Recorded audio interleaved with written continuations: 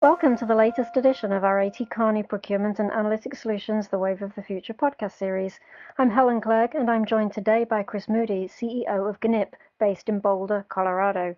In this podcast, we're going to talk about the impact that social media is having on business and how its presence is changing the traditional way that business is done. Chris, thanks so much for joining me today and welcome to the podcast. We're delighted to have you here and are very much looking forward to hearing your thoughts on social media. So, Chris, I want to start by asking you to tell us a little more about GNIP, which provides social media data to companies for further analysis. What exactly does GNIP do, and who is your customer base? Thanks, Helen. It is really great to be here. Thanks for having me. So, GNIP is the world's largest provider of social data. To put that in perspective, we deliver about 4 billion social activities a day from sources like Twitter and Foursquare and Tumblr and WordPress and many, many more. And we deliver the social data typically to large enterprise software or services companies. So our service is about high volumes of real-time or historical social data, but it's quite raw.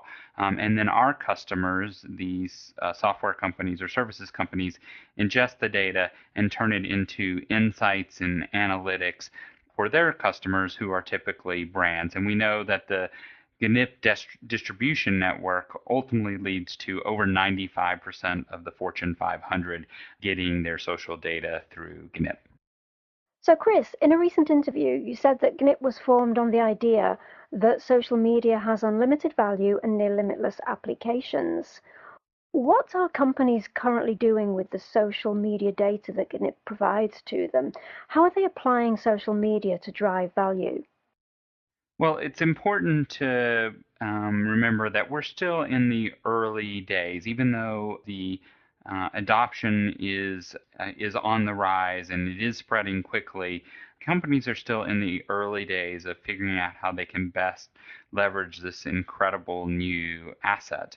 Early adoption has been within the marketing organizations.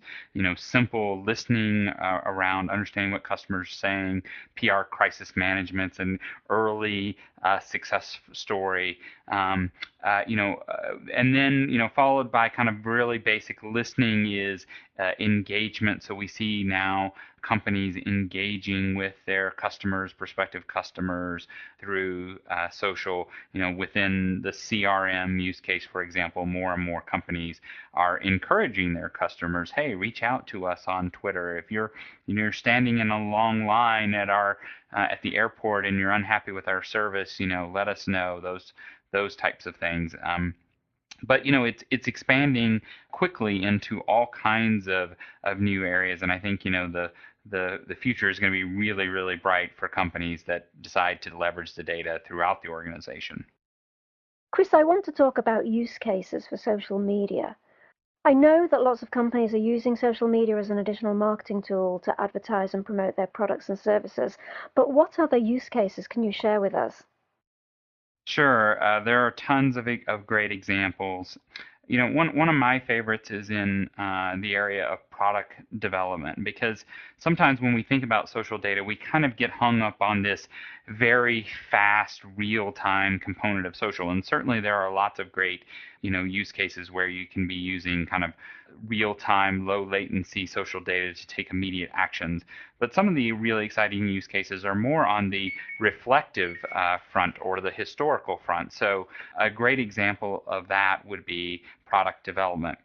You have enormous quantities of conversations, especially long form content, on things like blogs and YouTube and blog comments, where people often talk online on a blog, um, uh, with deep passion about how they feel about a particular product or service. And that data is incredibly rich with things around sentiment.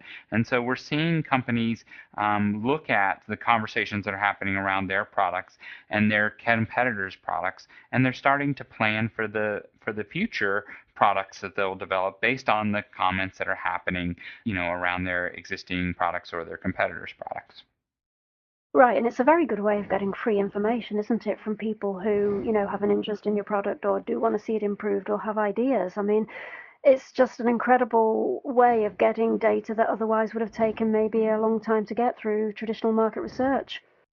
That's exactly right. And I think that the data is just so much richer than what could traditionally be gathered from a focus group. And frankly, the quantity of data in terms of statistical relevance is also substantially higher. Another kind of favorite example of mine in this product development case, which also touches around other opportunities, is with the social platform Tumblr. So Tumblr is one of the most active social networks on the planet. It also happens to be one of the fastest growth social platforms. They were recently acquired by Yahoo. Tumblr has traditionally had a very young audience, and it's an audience that's very passionate about a set of topics, entertainment and fashion being two examples where there are high volumes of conversations happening around particular fashion products or movies or television shows or those types of things. And this particular use case involves an independent fashion photographer posting on her own personal Tumblr an image. And she basically said, here's an image from an upcoming fashion line. And she put up a picture of a young girl wearing a dress. Now, in Tumblr world, if you associate with an image that you see, you reblog it. A reblog action is basically a Tumblr user's way of saying, I associate myself with this thing that I'm looking at. And in this case, the Tumblr world exploded with people reblogging this one image of a young girl in a dress. And it's logical to conclude that these were actually young women that were saying, I love this dress, I love this dress, I love this dress. Well, if you think about the implications of what that could mean to the manufacturer, they're quite large. Certainly product development and R&D, right? Maybe this dress hasn't been manufactured yet. They're looking for input on things that they're thinking about developing. Or maybe they are planning on manufacturing it, but now they're radically changing what they were planning to deliver. So, it could fall within the spectrum, kind of the full spectrum from conception to delivery, but that type of data happening in extremely high volumes across a very targeted audience is really, really powerful. Chris, whilst you were talking about that use case and describing the dress on Tumblr, my immediate reaction was, if I was the manufacturer, how's that going to impact my supply chain? Am I going to have enough supplies of that dress ready to ship? Where do I need to ship to? Am I going to run out of stock? Those are the sorts of questions I was thinking about. So it's quite amazing that the action of one person putting up a dress and saying, I like this dress, can actually have radical effects on a manufacturer's supply chain. Yeah, that's exactly right. And I think, we're seeing all kinds of interesting supply chain type of use cases emerging. Another one we're seeing is where retailers are studying the conversations that are happening in their stores. Now, retailers have had a handle on inventory, what's on the shelf and what's not on the shelf, for a long time. It's a problem that was worked on heavily 10 years ago.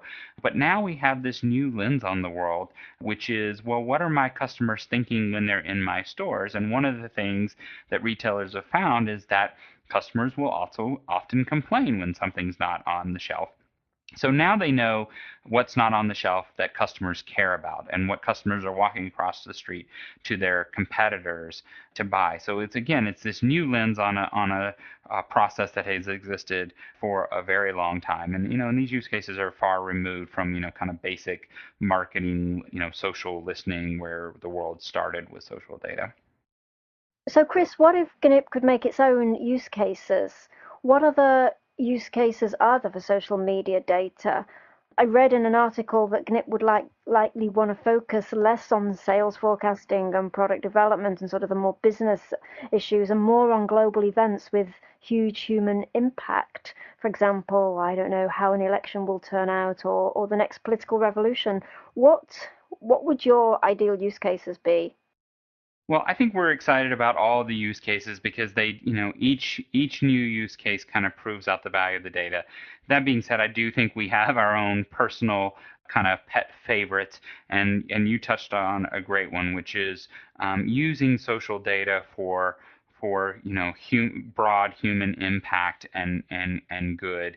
And we're seeing all kinds of things that are happening in that area, from understanding the results of what's happening with smokers and their health, to things like disaster planning and disaster relief, right? When it turns out when natural disasters are happening, people turn to social to talk about what's happening, and that's incredibly important for disaster relief planning purposes. We can study the events that happened around an earthquake or a hurricane and better decide how to staff emergency resources or to plan evacuation so that the next disaster has less of a negative outcome. Within that world of understanding human behavior and improving the services around it, there's so many fascinating ones, and we love those not only for the social good of them, but also because they're really safe and simple and easy examples for the world to understand the power of the data. One of the things that we get most excited about, or one of the areas that we are particularly interested in, are these use cases that are actually unsexy, because they prove out the power of what is really possible, right? We think about the simple marketing use cases, but when we get deep within these companies that are not consumer facing, they're not consumer product companies, but they do, kind of more some other traditional businesses, we see them leveraging social, it gets really exciting. So a great example of that is there's an industrial manufacturer who makes commercial fryers, and this manufacturer wants to study all the social conversation happening around particular locations. Now, those locations happen to be the restaurants where their fryers are installed. And they have figured out that by studying the conversation, they can determine when their fryer might be due for maintenance. So somebody will talk about the French fries tasting a certain way, and that's a signal to the manufacturer that the fryer is having problems and it's due for maintenance. And it's those kinds of obscure things that you wouldn't necessarily think about with social that we get really excited about because we realize the ultimate impact that can be had. I just love that use case. So, next question for you, Chris. If companies decide they don't do social media, and there are definitely companies out there that don't do social media, even though, during this conversation you've talked about the benefits of engaging and leveraging social media, what are they missing out on? I mean, I've heard of companies that don't want their employees to spend time on social media platforms such as Facebook, but is it the really right, is that really the right stance to take in today's world? So, from your perspective, what really are they missing out on if they decide not to participate and ignore the rich mine of social media data out there? That is a great question. I think it's a pretty simple way to think about things. Do you care what your customers think about? Do you care what your prospective customers think about? Do you care what your competitors are talking about? Do you care what your employees are thinking? If the answer to any of those are yes, you need to be on social because that's where those conversations are happening more and more. And it is kind of inconceivable for me to think that companies would be out there and think, yes, I don't want to know what my customers are thinking. So I think you have to stop thinking about, should we be investing in social media, and more asking the question, how can we best leverage this data? And again, not by saying, how can we best leverage Twitter data, but more, what would we do if we, with data that tells us what our customers are thinking about our products, how can we best leverage that information? And so, to get less hung up on the platform and more engaged in the actual value that can be extracted or learned from the data. Chris, I want to talk about ROI, return on investment. Many companies want to know what the ROI is before they take the leap into social media. What's the best way of looking at ROI for social media from your perspective? Yeah, and I think some of that, again, goes back to the early adopters being in marketing. And I think especially for some of the early use cases around, kind of understanding the results online and being able to measure them, that's such a compelling part of the need. And so I think, people start there. But to the discussion we've been having today, I think when you think about things like knowing what your customer is doing, knowing that my customer just made a large data center acquisition might be particularly important to me if I manufacture certain hardware, or there are many suppliers to the data center business. And so understanding, listening to their employees talk about the fact that they're working at on the new data center is just incredibly valuable information. So if you said to the people who are saying where's the hard ROI, if you ask them the same question around sales intelligence and having data around what your customers are doing, I think it would be an easier pill to swallow. But I think because it is in fact data, people expect to be able to immediately measure the results, and I'm not sure that's always the case. So, Chris, this has been a really interesting conversation about the value of social data on all these different platforms that we're seeing out there. We've talked about the benefits and the work that GNIP does to make the data available. What final piece of advice would you have for companies that are struggling to see the value in social media mining and analysis?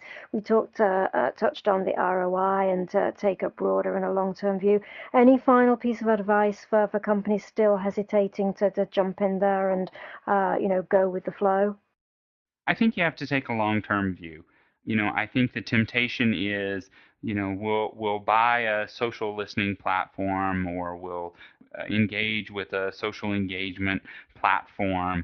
And to your point earlier, the temptation is, let's look for an immediate ROI, let's look for an immediate win. And I think it does take time. I think for a lot of our customers, we see that the aha moment might come, 6 or 9 or even 12 months after starting to use social, before they start to see the cumulative payoff and benefits, and then they go from doubters to zealots. And I think the overall advice is to be patient and take the long-term view, because I do believe that companies will see the benefits if they stay the course.